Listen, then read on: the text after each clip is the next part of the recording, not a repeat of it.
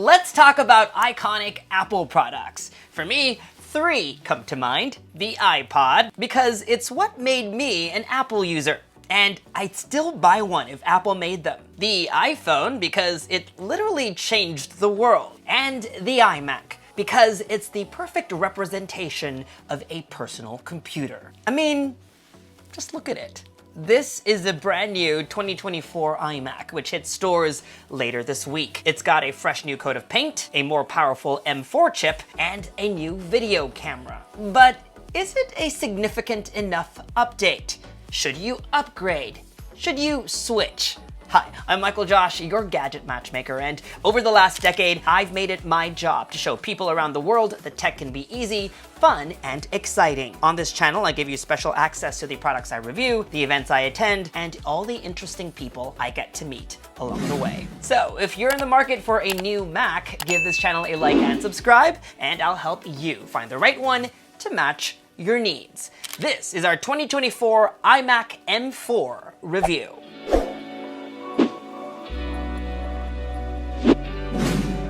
We've got a lot to talk about, but who wants an unboxing first?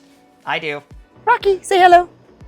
So this just arrived. This is the new iMac, and the reason why we're out here on my patio is because ever since Apple has released Apple Silicon powered iMacs, we've unboxed them out here. It is November 2024 compared to other years where I was a little bit more bundled up. It's actually nice and warm today. The iMac ships in this box, so let's get it out. Here we go. We've got the green iMac today. That's the front. This is the back. While I've unboxed many different colored iMacs on this channel, you guys know that I love the color blue, but the reason why I went for green this year is because this year's green iMac is a little bit more vibrant. The other colors I find are a little bit lighter than their originals. Okay, let's start. Notice over here, the handle looks like cloth, but this is all recycled paper. Notice there are arrows on both sides, push in both directions, and then you can pull out the iMac. Now let's flip it around. Oh, looks so good. I'm so excited. And then on the flip side, it says, hello. In this first compartment, you have a keyboard, looks like a power cable, and a USB-C cable. Let's go ahead and check it out.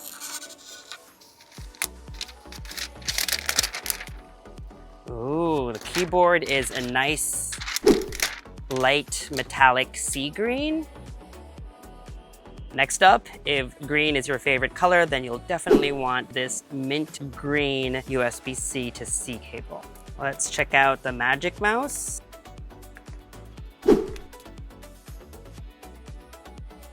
Designed by Apple in California packet. And notice, because we have the nano texture option, we've got an Apple polishing cloth. And last but not the least, power adapter. And we've got the one with a built-in Ethernet port. This is the cable that goes with that power adapter. Ah, we've got one more in here. Will we get some green stickers today? Nope. You just got an instruction manual in green and some other paperwork.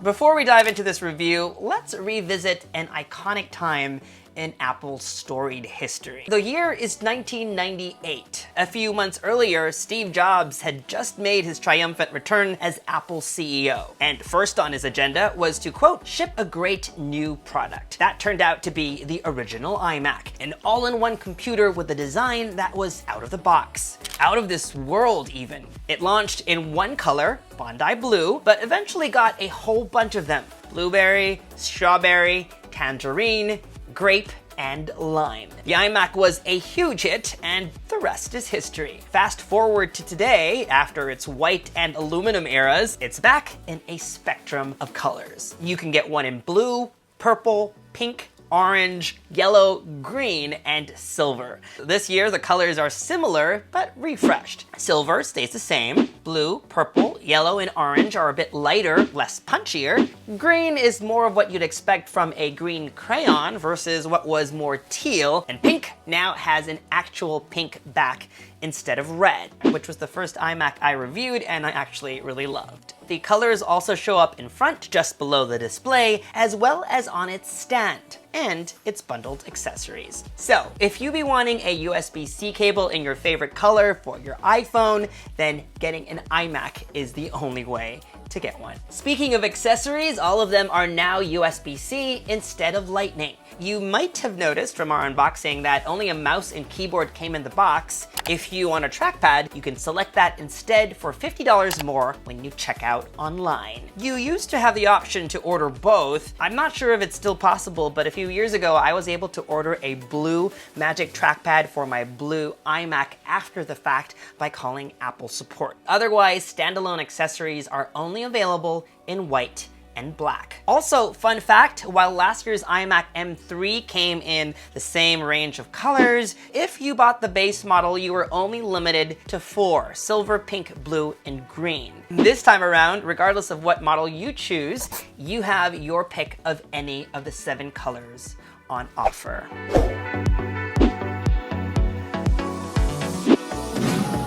The iMac has a gorgeous 24-inch 4.5K display, which personally is the perfect size for most everyday tasks. It's definitely large enough to comfortably edit a video on Final Cut Pro, large enough for watching movies. I wish I had one in my bedroom growing up and in my dorm room in college. That way it would have doubled as a TV for streaming content. You can easily have 2 or 3 windows open side by side. That's super easy to do. Just drag a window to the side and it will snap in place. On macOS Sequoia, you can also now mirror your iPhone, and there's enough space on this big screen for that too. New this year is a nano texture display option. This costs $200 more, but I think it's worth it, especially if your room or office has a lot of natural light. This matte display helps reduce reflections, if not removes them entirely. Let me show you. On the left is a Mac with a nano texture display, and on the right, an iMac with the standard glossy display. They're still off, but notice you can only see the reflections on the glossy iMac. Now let's turn them on.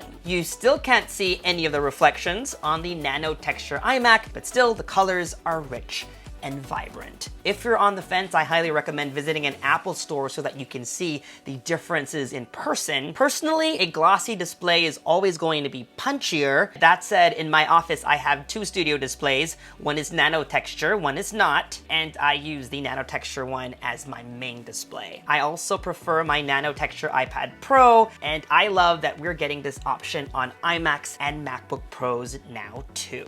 That said, you don't need it, so if you're looking to save some money, save yourself that $200, but it's definitely worth considering. Now, some folks have said that they were hoping for a 27-inch iMac. I'm not sure if that's in the cards for Apple, but the good news is you could pick up a second monitor or even a third one and hook it up to your iMac for even more screens. If you get the base model with the 8-core CPU, you can connect up to 1 monitor with a 6K resolution, or if you have one with the 10-core CPU, 2 monitors at 6K resolution, or if you fancy, 1 8K monitor. I have the 10-core model, so let's hook up this iMac to my 2 studio displays, which are 5K monitors. If only I had a desk large enough.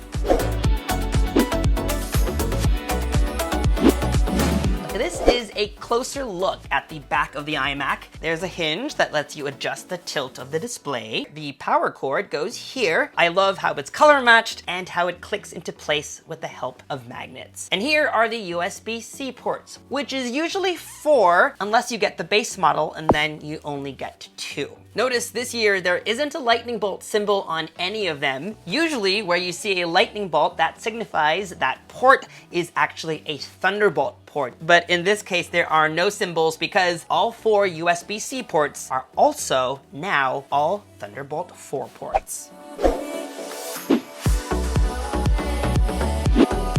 I don't know what's gotten into me, but I'm feeling pretty nostalgic today, so let's take one more trip down memory lane. I still remember when Apple announced the iSight camera at WWDC 2003. iSight, at least in its first iteration, was an external webcam that clipped on top of an iMac and was developed to bring video calling to the Mac via a new app called iChat AV, the precursor to modern-day FaceTime. 2 years later came the first iMac with an iSight camera built in, and then finally in 2010, when the iPhone 4 got FaceTime, cameras on Macs were renamed to FaceTime cameras. Perhaps in those days, the name change had more to do with branding, but now with the switch from FaceTime camera to CenterStage camera, there's a difference. We first saw CenterStage cameras on iPads actually, and as its name implies, it kind of follows you around and keeps you at the center of a frame.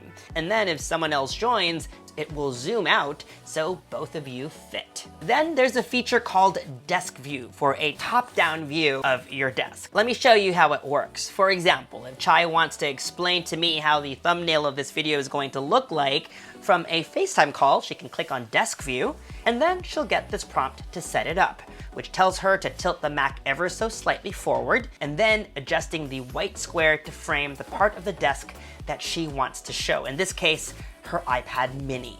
Once ready, she can hit Share Desk View, and I get to see what's on her desk. Built into macOS are other cool features. The ones I use the most are portrait mode, so I can blur out my often messy background, studio lighting for when the lighting is poor, and if I'm chatting with my nephew David, reactions. His favorite one is hearts. Now, before we move on to the next chapter, there's one more test I want to do. Apple says the previous iMac had a 1080p FaceTime camera, and the new iMac has a 12 megapixel CenterStage camera. But what does that mean in terms of video and sound quality? This is a recording using the FaceTime camera on the iMac M3. And this is a recording using the CenterStage camera on the new iMac M4. Which one do you like better?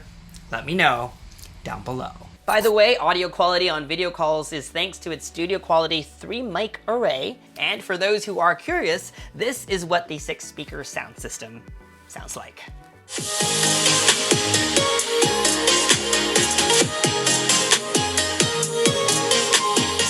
Personally, I can't believe how good that sounds, especially considering how thin the chassis on this iMac.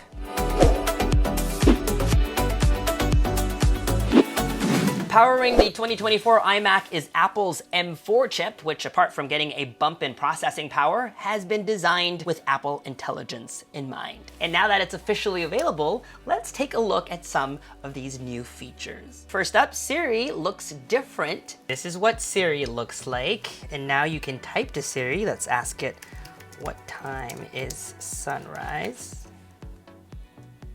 6:29 a.m. and notice that glow around it. Actually, everything that has to do with Apple Intelligence has that glow around it. Siri can also help you with your Mac. How do I screen record? Apple Intelligence can also summarize. Here's an article I wrote for GadgetMatch.com. I can proofread it. Or you can make an email sound friendlier. Coming soon is a feature called Image Playground that will let you generate image using text prompts. Perfect for personalizing a keynote presentation. In my week with the new iMac, it powered through every task I threw at it. Apple is promising a 1.7 times faster CPU, a 2.1 times faster GPU, and a 3x faster neural engine. So it will handle photo and video editing or graphics-intensive games like a champ. I paired it with a controller and took on indie adventure game Stray, which is one of the best showcases of hardware-accelerated ray tracing. So you've decided, I want a new iMac. It's important to note that iMacs are not upgradable, and since most people hold onto their computers for 3 to 5 years, when you're purchasing one today, you also need to factor in what you might need in 3 to 5 years' time. Having said that, while I think the base model is going to be perfectly fine for most people, where I see might be a potential pain point is storage. That's why I think the $1699 model with 512 gigabytes is the sweet spot. That said, if you're on a budget, the $1299 base model is plenty fine. But before you click buy, here's what you don't get versus the other 3 configurations. Magic Keyboard has no Touch ID, which is a quality of life improvement. I love putting my finger right here every time I have to unlock my Mac, use Apple Pay, or autofill a password. Number 2, the charging brick does not have an Ethernet port, which is fine if you only plan on using Wi-Fi, which I assume most people do. And last but not least, 2 Thunderbolt ports instead of 4, which to be honest is not going to be an issue unless you have a lot of accessories that you need to plug in. Usually for me, 2 is enough. That's usually just a memory card reader and charging my iPhone. So, is the 2024 iMac your gadget match? There's no competition. The iMac is the perfect all-in-one computer. I can see it as a computer for everyone to share at home, in a dorm room, an office, a small business. It comes with everything you need in the box and is so easy to set up. It also looks so good and will definitely brighten up any space. If you already own an M1 or M3 iMac, I wouldn't go out and rush to upgrade just yet, unless your work requires more processing power. Otherwise, if you're looking for a desktop Mac or switching from a PC, then the new 2024 iMac is highly recommended by me. It also comes with the GadgetMatch seal of approval. I'm about to hop on a trip to India, but I plan on using this computer and actually making it the center of a little design project that I hope to do in my living room. If that's a video that you like to see, make sure you're subscribed to this YouTube channel and hit that bell icon so that you get notified as soon as we upload. Follow me on social media for all the behind the scenes fun, fashion, and travel. And for news and updates, make GadgetMatch.com your daily habit. Until the next video, I'm MICHAELJOSH. Thanks for dropping by.